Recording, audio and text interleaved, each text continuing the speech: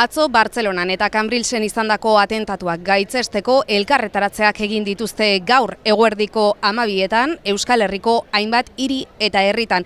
Hemen Iruñean Nafarroako gobernuaren atarian gobernuak berak eta parlamentuak egin dute elkarretaratzea. Uxue Barkos presidentea izan da hemen eta Katalan herriarekiko elkartasuna adierazi du. Minutu bateko isilunearekin hasi da Nafarroako gobernuak deituriko elkarretaratzea. Gobernuaren atarian 100 pertsona batu dira Kataluniarekiko elkartasuna adierazteko. Bertan ziren Nafarroako alderdi politiko guztietako ordezkariak. Txalo zaparrada baten ostean hala mintzatu da Nafarroako gobernuko presidentea prentsaren aurrean.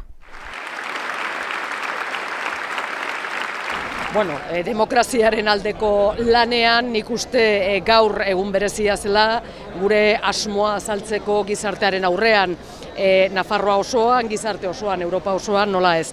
Baino ez bakarrik hori, baizik eta egunerokoan, esan bezala, terrorismoaren, indarkeriaren aurkako lanian ez da bakarrik keinuaren lana, baizik eta esango nuke bakearen aldeko lana sakondu behar.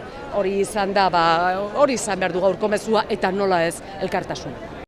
Atentatuaren biktimen artean Nafarrik ote dagoen ezagutzeko etengabeko harremana du Nafarroako gobernuak Bartzelonako administrazioekin, hala azaldu du Uxue Barkosek. Nafarroako parlamentuak beste alde Bartzelonan eta Cambrilesen izandako atentatuak gaitzesteko eta biktimekiko elkartasuna azaltzeko adierazpen instituzionala onartu du elkarretaratzearen aurretik.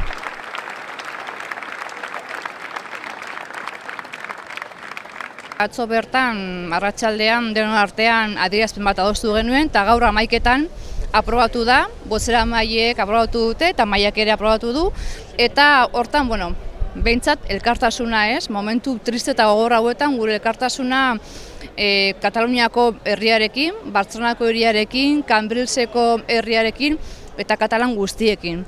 Eta gainera, mahai gainean ipini behar da, nik uste dut, Katalan esku zabaltasuna ez, taxiak ipini dira, biktimen esku, odola ematen egon dira gau guztia, Bartzelona, Cambrilesen, Katalan guztiak horri bili dira buru belarri, normalizazio batera joateko bide horretan, eta hemendikan, bihotza, Nafarroko parlamentuak, oraintxe bertan Katalunian daukala, animo, indarra bidali, eta honetatik ere irtengo garela. Euskal Herriko udalak ere batu dira deialdira. Euskadiko udalen elkarteak eta Jaurlaritzak Donostian egin dute elkarretaratzea eta bertatik elkartasun eta gaitzespen mezua zabaldu du Inigo Urkullu lehendakariak. Elkarretaratze isileak egin dituzte halaber Iruñeko eta Bilboko udaleko ordezkariek udalen atarietan. Adierazteko inoiz baino gertuago sentitzen garela bai Bartzelonatik baita Bartzelonako eta Kataluniako jendearengandik, ez?